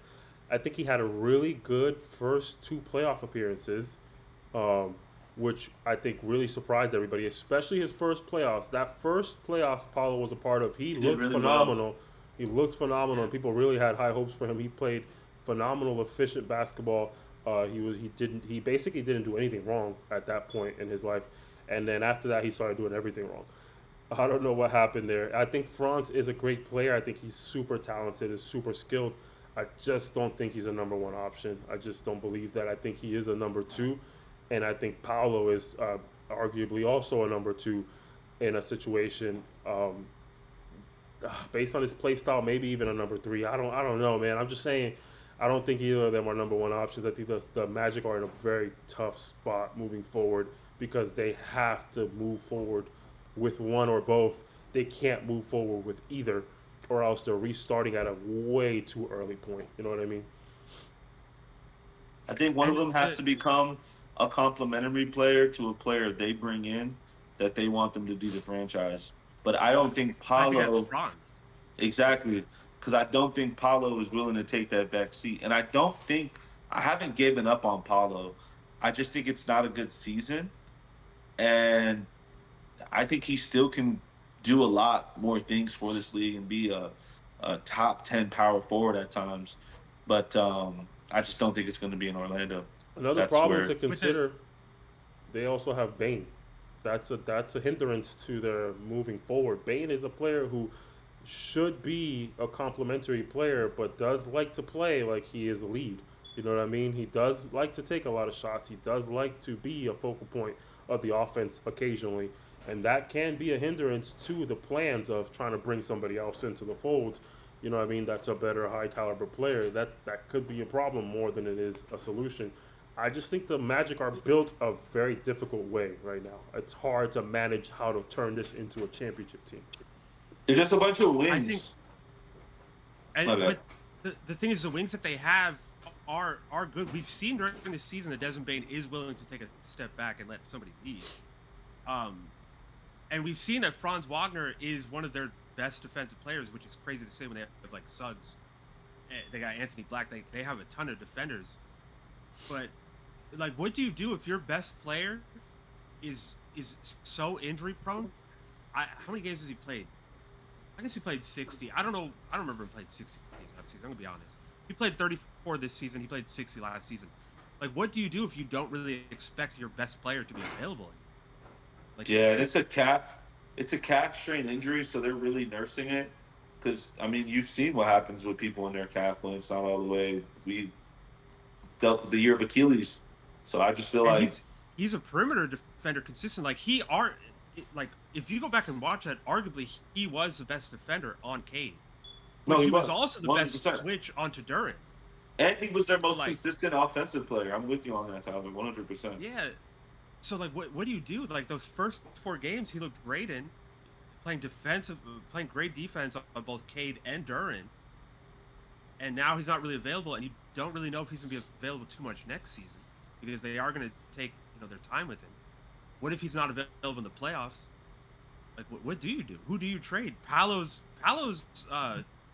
what is it, value might be at the lowest we might see it. Like, he is playing god awful in the playoffs. He had 2 good games this series, and then people just kind of I forgot about him. Like, nobody really talks about how bad he's been these last 3. Yeah, he has been really bad. I did have a lot of high hopes for Paolo. I really did. I think he's a talented player. I feel like if Paolo's mindset was better, he wouldn't be a problem. He wouldn't need to be, in these type of conversations. I think he just plays the game in a poor way sometimes. He takes a lot of shots that he doesn't need to take. He makes a lot of decisions that just hinder the team. I think if and this is what I used to say about the Celtics, and I wouldn't say they necessarily proved me right per se, but I used to say about the Celtics all the time. I think the combination of Tatum and Brown is very similar to the combination of Paolo and Franz, where Tatum is a very volume scoring type of guy. He wants to chuck it up. He wants to take as many shots as possible. His counterpart can't do the same because it's going to make the team worse. His counterpart has to be able to play make. His counterpart has to be able to defend. And when you look at it on the Orlando Magic side, can't you say it's the same exact scenario right there? Paolo is a volume scorer. He likes to chuck it up. He likes to take bad shots. The difference is Tatum was an efficient three-point shooter where Paolo is ass from beyond the arc. You know what I mean? But you look at beyond 15 feet. Franz Wagner, on the other hand, has the similar builds to Jaylen Brown, right? He can defend, he can play make, he can be that secondary scorer. When Tatum goes off for 40, he can give you 30. You know what I mean? He can give you 25 with 7 rebounds and 6 assists. You know what I mean? Like it's a very similar concept, and I feel like if Paolo can improve on his efficiency and his overall maturity of the game, he definitely is a player that can make a huge turnaround. I don't know. It's hard to really predict a player to do that. You know what I mean? It's difficult to say at this point in your life, are you really going to make those changes right now? I don't think Paolo needs to be taking 20 shots a game right now. No, I don't think any player in the NBA needs to be taking 20 shots a game, really. I think you could stop yourself at like 18, you know what I mean, and still average 30. Like, you don't got to go that far. He's shooting 20 points a game, 39% to average 24. Like, that's... Like, I'll say it all the time. I'm gonna pull it up just to make sure I got my stats right, but I use this example all the time, and I have nothing but the utmost respect for a player like Giannis Antetokounmpo because he is the epitome to me of just efficiency to me. Like, he's just the epitome of playing the game the right way and just making sure that what you do on the court is what needs to be done in that moment at all times. I feel like he just does that so well. Like, he had a season where he's over here averaging, let's see, he averaged 30 points per game. Just a heads up, just in case. Yeah, I know. He has shot 20 shots a game. But you're looking at I'm not talking about the efficiency aspect of it. You're talking about a guy who averaged 30 points per game while only playing 30 minutes a game. He is scoring a point every single minute he is on the court. That is a spectacular stat. That is efficiency at its height. You know what I mean? And yeah, he took 20 shots a game, but what shots is he taking? You know what I mean? Giannis has been trying to work on that mid range forever. He didn't just figure it out until what was it last season that he started seeing an uprising as a mid range. So this He's one season of the he best was mid-range shooters in the league now. exactly. So this season I'm talking about, he was still taking those mid range shots. He just wasn't making them. He still could, but he's looking for the best possible way to score. That's Paolo's problem. He's not looking for the best possible way to score. What's stopping Paolo from bullying people into the paint and finishing a layup every single time? Big as fuck. He's like 6'10". He's a big dude. He's mobile. He's flexible. He has the ability to rise up and finish above the rim every time. What's stopping him? But instead, he wants to step back. He wants to fade away. He wants to do all these stupid stuff. He wants to take tough Should threes. be Blake Griffin. Yeah, he should be Blake Griffin. Exactly. What's stopping him from being that? And then as you evolve, you add that 3-point shot. Like we can't forget about Blake Griffin his first year in Detroit. Probably the best Blake Griffin we've ever seen in our lives. You know what I mean? But he took time to get there, and that's he got injured. Unfortunately, Blake Griffin's career didn't pan out. But the way his growth, his development happened, that's just something that Paolo I would like to see to really have faith that he could be a guy. But I just at this point in his career, it's hard to ask the player to adjust. Players are stubborn. They have big egos. He's going into his 5th season. Around that point, that's where you really expect to see some sort of change. Season 5 to 7, I would say. And if he doesn't, then I think the reality is they should consider moving on from him and possibly Franz. Yeah. Because he's so injured. Jalen Suggs as well. Like, your 3 guys that you've drafted are all super injury prone. Injury prone. Jonathan Isaac still on that bench. Offensive basketball. Yeah. They still got Jonathan Isaac on that bench. They owe him $15 million a year.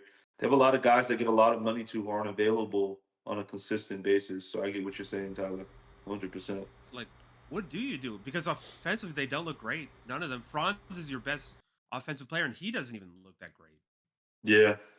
I'm not counting Bade because he was obviously traded. Bane looks great. Even right now, Bane's 2 points aren't falling as much. He's not able to get to the rim because of, how he's being played defensively, especially by SR. But his shot is falling. He's shooting like 40-something% from 3 right now. Like that's amazing in the playoffs. That's what we look for. But like I would never. Being an Orlando Magic GM has to suck. Because where do you go right now? Like, what is the move that you make?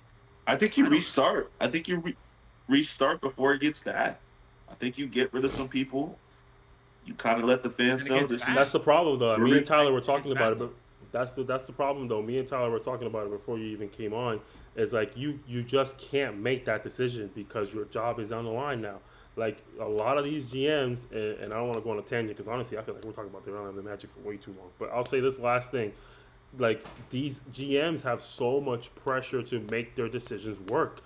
They drafted Paolo. They drafted Franz. These are great players at the time. It looked like a great decision.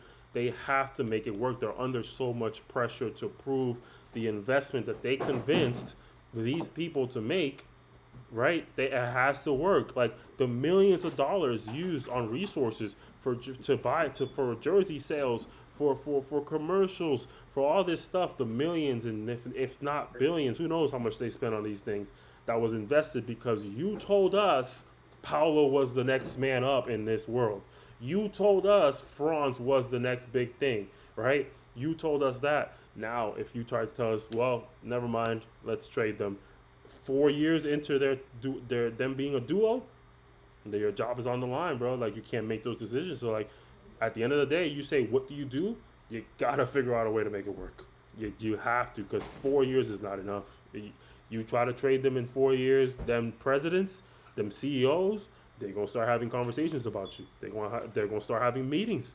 It's like, hey, let's talk about this guy, whatever the GM's name is. I don't know who the GM's name is. Let's talk about John Smith or what's the word they use on John Doe? Let's talk about John Doe real quick. because he's fucking up our money over here. He told us to draft Paulo. 4 years later, you talk about trading him? Yeah, let's talk about John Doe. We might need to trade him. Can we trade GMs? That's what we need to do.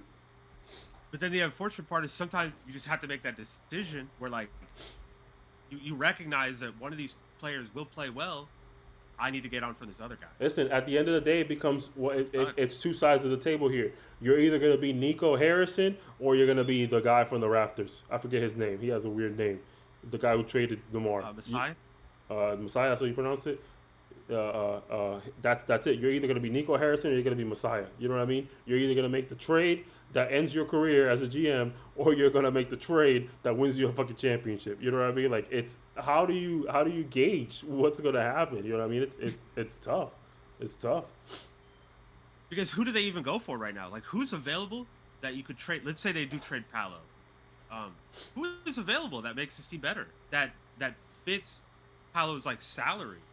Or that can step into that role. Because Bane's there. Because Bane's there, this can't happen. I don't know if you consider the idea of also shipping Bane for the sake of growth. I don't know. But I do like, without Bane, that's my thought process. Without Bane, I do like Devin Booker on this team. I do. But the Suns just said that they're not going to listen to anything, any trades for it. That's true. But from a basketball perspective, I like it though. The Bane makes it hard though. I don't understand how they could make it work with Bane there. But from a basketball perspective, I like Devin Booker. I agree with you though. Like, what do you do? What moves do you make? But there's more playoff basketball to talk about though. Defensively, that'd be terrible. That'd be the worst backcourt defensively we've ever seen. If they keep Bane and they got Booker, that'd be the worst defensive backcourt we've ever seen. That's like Damon, CJ McCollum level. Yeah, I don't have it thought out too well. Obviously, I don't know what would happen there because Bane makes that situation not work. Obviously, because you're bringing in Booker just to keep Bane. It's tough, but you know. Let's talk about another 3-1 blown lead. Yeah, I was actually going to mention the other two teams that advanced too, just to get them out the way early now. Because for the most part, I don't think we have much to say. I already said everything I had to say about the Lakers last week, and I stand by it 10 toes down. Lakers were able to beat the Rockets in Game 6. I said, literally, on the podcast, I do think we lose the next two games. I literally said that. I do believe the Rockets are going to catch us slipping a little bit, and we're going to lose. I think we lost one game pretty closely, and then the other game, they, for the most part, dominated pretty much the whole game. Shout out to them. We came back Game 6, whooped their ass, sent them home. We're back in the playoffs, ladies and gentlemen. They're not. And then the Wolves. The Wolves also advanced. They beat the Nuggets, which, in my personal opinion, was a surprise, regardless of what was happening. Anthony Edwards goes down, becomes even more of a surprise. The Wolves, I don't get it. I don't understand the Wolves because I do not believe the Wolves are supposed to be good. I just never believe that. To me, they don't look like coaching. It is. That's pretty, good coaching. It is. I think coaching matters. Because you're right. They're only built to beat Denver. We've seen this every But year. 2 conference finals back to back, and now they're in the second round with all the ability in the world to go to the conference finals. They have all the ability in the world to do it. It's not impossible. They play the Spurs, if I'm not mistaken. It's not impossible for them to go to the conference finals again. 3 conference finals in 3 back-to-back years. I don't get it, but they're doing it. I don't know. I don't know how to explain the Wolves. I don't think they're conference finals. Well, you should. You should, because Ant told us like a few years ago they got Jaden McDaniels. That's all they need. And Jaden McDaniels showed up every single postseason so far. I got to highlight him, bro, because he backed his talk up. Most of the time you see people talk lately in this new NBA era, and when they talk, it doesn't kind of go their way. But my man said none of those guys can play defense. None of those guys can guard me. And which is not a good take, fact though. that nobody can guard him. It wasn't the fact that nobody can guard him. It was the fact of how he was guarding Jamal Murray. I felt he had Jamal Murray crying at one point. Like, he was legit crying on the floor because he couldn't do anything. You have a 6'8", long-armed defender who's quicker than you. You can't make a move. You have to get screens. He's going around screens. Yeah, man. Jaden McDaniels said he's going to hold it down until he comes back, and he's doing it. and he's doing it. He's holding it down. He's really making a name for himself this playoffs. Yeah, Jaden McDaniels has been one of the best defenders in the league for a long time now. Anthony Edwards also a phenomenal defensive guy. And obviously, people are going to talk trash, but I'm a real basketball fan. I understand Rudy Gobert, one of the best defensive impacts the league has ever seen in years. Regardless of what you want to joke about him, doesn't matter what you want to say. At the end of the day, go ahead. What do you think this did for his legacy? I wanted to ask this real quick before we go on. What do you think that this series is doing for Rudy Gobert's legacy? I think it's still the Yes, same. I think Rudy Gobert is guaranteed Hall People of Fame. drag it, but people drag him through the mud, saying he's not this great defensive player because he can't guard on the perimeter. He has to sit versus the Warriors when he's on the Jazz. Like, he can't play certain games. I think that this series is like vindicating him. He's going against one of the best centers we've ever seen. The guy he could never stop too. Say He could never stop him in the past. He wasn't able to stop Nuclei in the past, and now he figured it out. I mean, That's a new one. A third way? That's Nuclei? Yeah, that's a new one. Nikolai. No, you said Nuclei. You said Nuclei. Nicola. His name is also not Nikolai, so that's the thing. So even if you try to say that that's what you said, it's still not his name. Like, what the hell? That's the worst way I've heard you say it. Nicola Coca-Cola. You got fizzed up in every game. At the end of every game he lost, my man's had to put his hands on somebody. Somebody had him fucked up at the end of the games. But yeah, no, I do think that Nicola has had pretty bad games against Minnesota every time they played though. I don't think he's played to his level of play. I will say that. They have a pretty big team. Pretty consistent. Strong team. Yeah. Big backcourt. Nasri coming off the bench who can play the center position, play the power forward.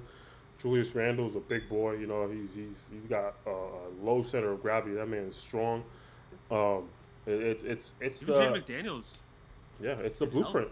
It's the blueprint versus Jokic. It always has been. It always has been. And shout out to the Lakers for being the ones to discover it. That's my personal opinion. But it's the blueprint against Jokic. He struggles. I mean, I'm not saying anything that's not factual. I'm just putting it out there. You know what I mean? The Lakers put two big men on Jokic, and he struggled that series. And then every time somebody's tried it, it's always been the thing. You know what I mean? Especially the Wolves. The Wolves were the first team to try it in years. They played OKC? I don't remember. They played OKC? Last year. Oh. I don't know why I don't remember that. Jokic went nuclear. He went pretty insane. Yeah, Jokic played pretty well. I don't remember Jokic having a bad series. I remember him having bad series against the Wolves. Or, I mean, they weren't as bad as this one. This one's been his worst. He's always played pretty well. He always figures something out. But this time he just couldn't figure anything out. And, I mean, after year and year of Gobert trying to, get his number, he finally figured it out. You know what I mean? For the most part. Jokic overall played about as good as any other center could ask to play. But we said it last week, you hold yourself to a certain standard at that point. But other than that, I think the only series we have two series that we haven't mentioned is shout out to the Raptors, by the way. I'm on LeBron's side. Shout out to the Raptors for extending. Yeah, shout out to the Raptors for extending our break because LeBron needs it. Reeves is coming off an injury. LeBron is about 57 years old.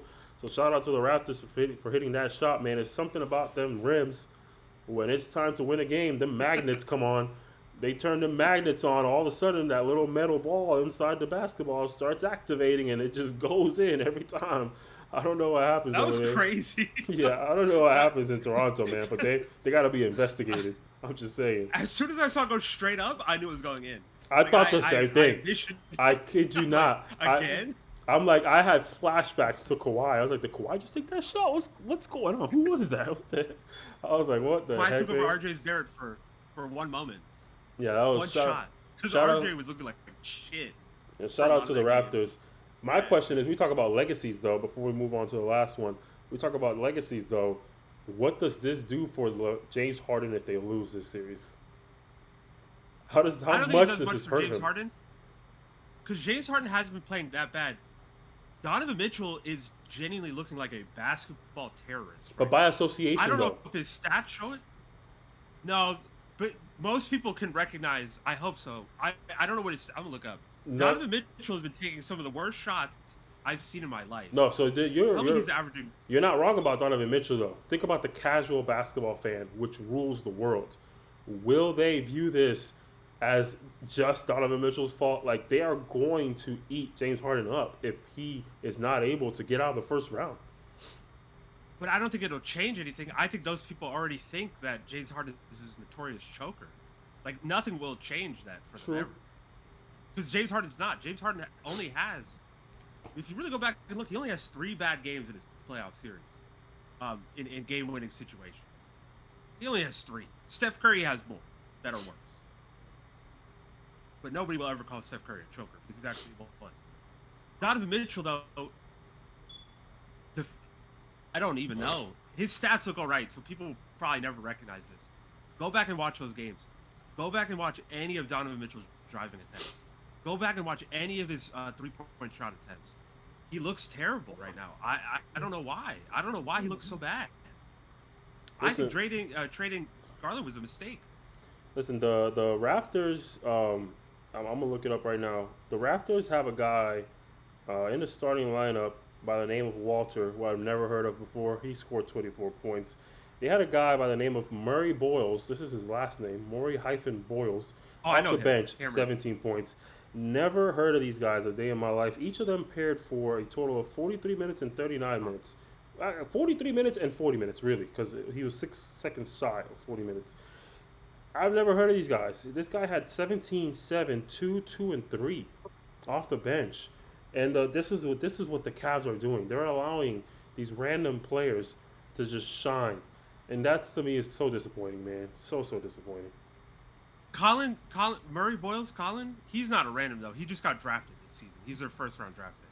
And he did look pretty great in the regular season. What the fuck were you about to say? He even started starting towards the end. I almost said pretty gay for some reason. I don't know why.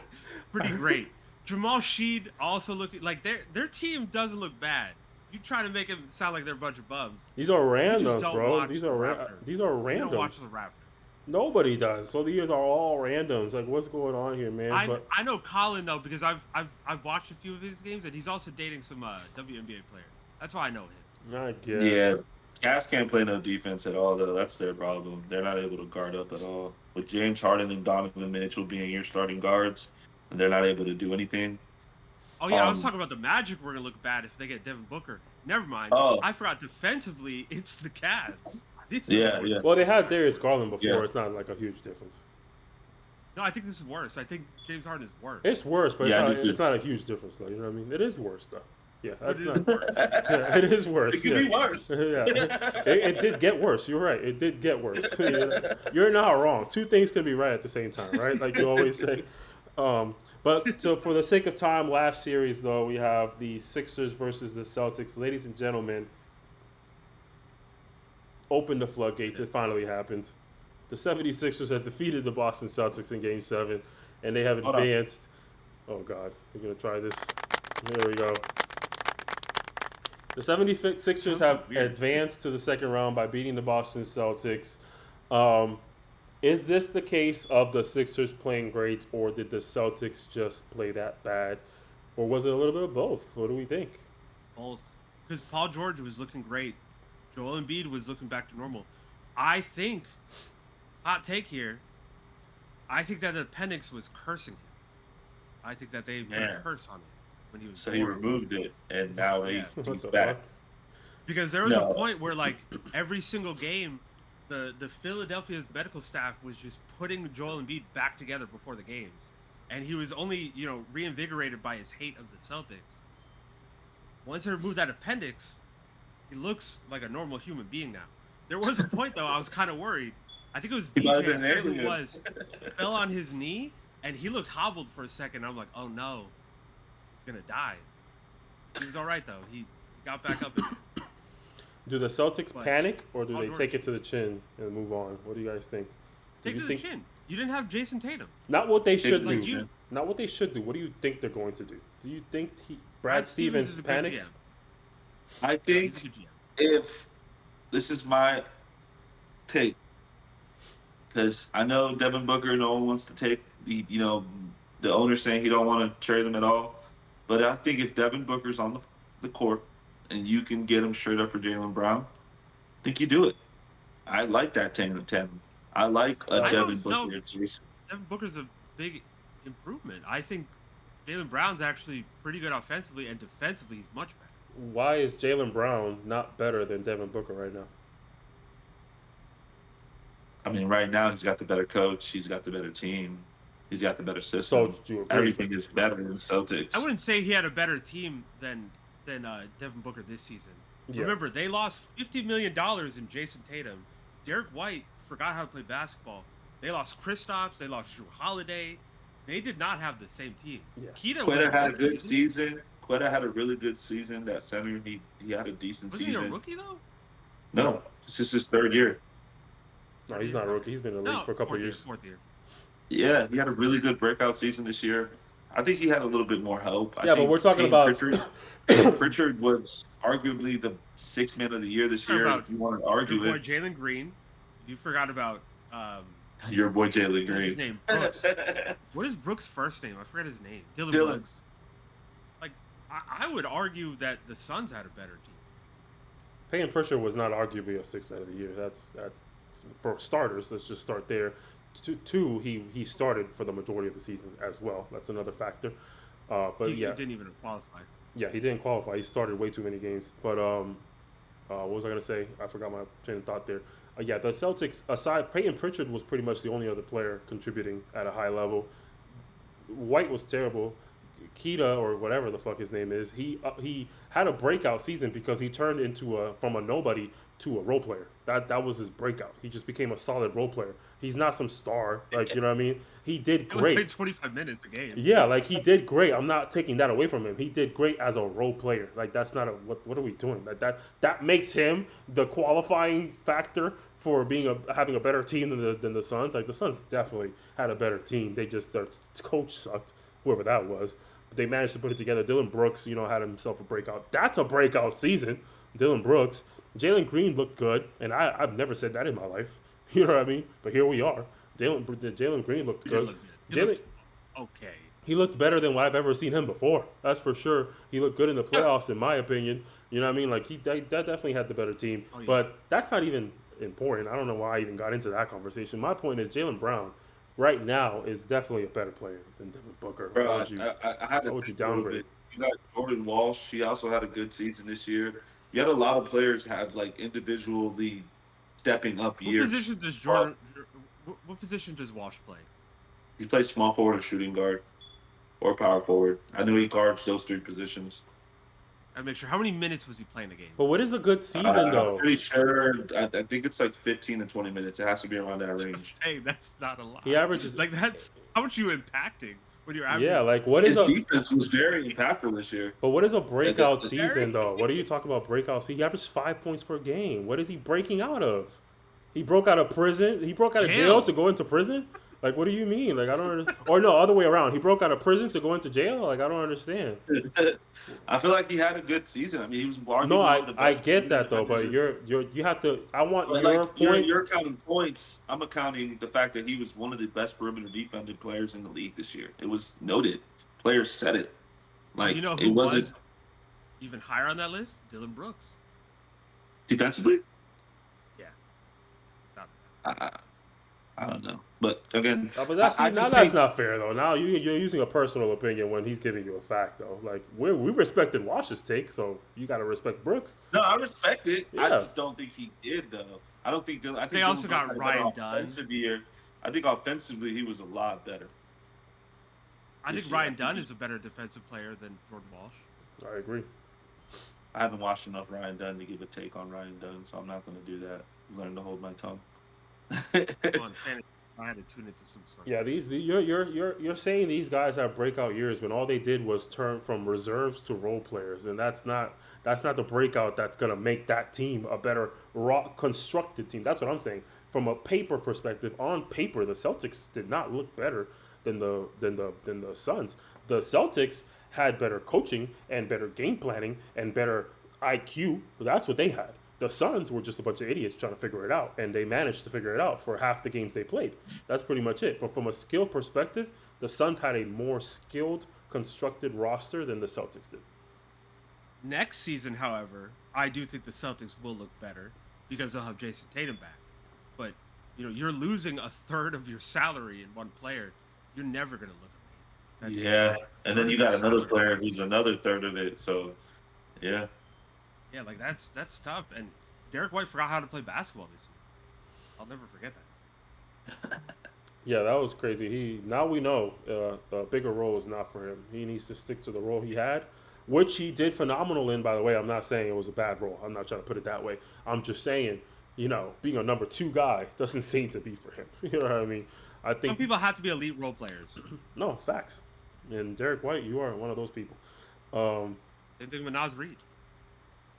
yeah, I can agree. I can agree to that as well. But that's the playoffs, ladies and gentlemen. I mean, let us know in the comment section who do you think is going to take it home. I have a question for you guys to close it out, man. If the Pistons do lose, let's put it just in a hypothetical situation. The Pistons do lose. Who's going to the finals? Who's our Knicks. pick? The Knicks. I think the Knicks play very bad against the Pistons, and if Magic can do them a favor, I think the Knicks make it. I don't want that to happen, though. I hate the Knicks. I have the Sixers.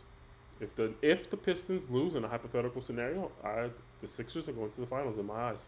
Think Joel Embiid can survive 4 more weeks of basketball? That's a lot. I think without Joel Embiid, I think they will be fine. man, Paul George was great. I think He's not I lying. think VJ Edgecombe and PG Tyrese does Maxey look look good. really good without Embiid on there. it's a different Paul team when George he's not there. It's a different team when he's not there. When Embiid's not there, that is one of the best transition teams in the NBA by far. But So, I'm also, if yeah. we're Puts talking the crack and it hypotheticals looks though, amazing. we're talking hypotheticals though. So if we're hypothetically saying the Pistons are going to lose, I'm also hypothetically saying Jalen Embiid's going to be there too. That's my perspective on it. You know what I mean? I can't just take one hypothetical and not use another one. You know, like what the heck? That's not. It's my fantasy world. Yeah. What about you, Pluto? For what two games? What two? My bad. If the Pistons if the lose, Pistons get who's going- eliminated, Yeah. Who do I? who's your finals pick in the East? between the Knicks right now. I mean, You do got I a good think one. the Knicks? I think the Knicks can do it, but if they run into Philly, I think Philly can do it with. I think Embiid's healthy enough. I think if they could manage some games without him and he kind of do his medical shit where he needs to take a day off, he could do that. You know, because they manage games without him, but it's just like that last. The thing that scares me about Philly, if they get to the finals, they play a team like Oh, they're OKC, getting smacked. who's yeah, Yeah. OKC is too Whoever physical. comes out the East, I think is going to Yeah, lose. whoever comes Yeah, out the yeah, East is not getting to 7 games. That's for sure. 6 is going to be a miracle, and 5 is my prediction. The fact that the Pacers were able to bring that to 7 games is still historically insane, and we were robbed from probably one of the most magical runs in basketball history. Do I think the East have something like that again? Fuck no. I think next year they will when my boy Tyrese comes back. Listen, if the we'll Sixers, see how he does. if the Sixers play the Knicks though, Embiid's going to cook Cat to a degree that we've never seen before. Embiid Yes. is going to embarrass Karl Anthony Towns to a point. I don't think so. I think so. I want you to go back and look at their previous matchups. Cat wins most of them. I think It's Embiid's different. I don't think Embiid's going to Stat-wise, cook him. too. I think I think Embiid's ISO gonna cook him. on the block and Embiid I'm gonna and Cat place a bet on that. help Cat. I'm willing to take that bet. If they match up and Embiid plays the whole series, that's the caveat though. He has to play the whole series, and they obviously, they have to match up. That's the obvious one. I think Embiid will have better numbers, better output than Karl Anthony Towns will. Listen, we'll see tomorrow at 8 p.m. the first game. Sir. Hey, it's at minimum a 4-game series, so we'll see. At minimum, all right. All right, but that's all we got, ladies and gentlemen. Let us know in the comment section who do you think is going to take it home now with a number 2 seed eliminated from the playoffs. It's going to be looking pretty interesting in the East. Don't forget to join the Atleta Club for a chance to win some free gifts, some free rewards throughout the year. We're doing this all the way down to December and then restarting again in 2027. So join the Atleta Club now for a chance to win big. Hit that subscribe button if you haven't already. Share with all your Hooper friends and family, man. We're out of here. Hoop Talk out. Deuces. All right.